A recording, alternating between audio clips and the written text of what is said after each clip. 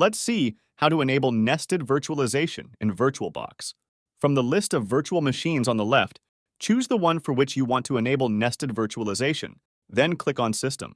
Here, we need to change to the Processor tab, and under Extended Features, we should be able to find Enable Nested VTX or AMD. The thing is that in some cases, as is the case for me, this option will be grayed out and you won't be able to turn it on. Here is what we do in these cases. In the Windows Start menu, look for VirtualBox.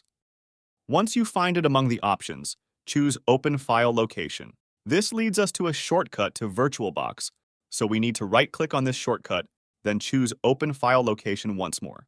Now, we're in the folder in which VirtualBox was installed. Let's open the command line in this folder, which can be done by typing CMD in the File Explorer's address line, then pressing Enter. And VirtualBox's installation folder was opened in the command line.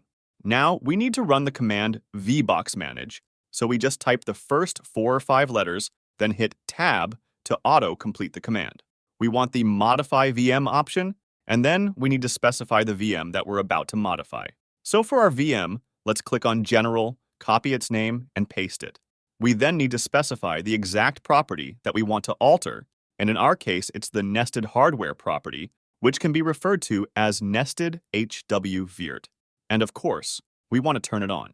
As soon as we press on Enter, we can reopen the system options for our VM.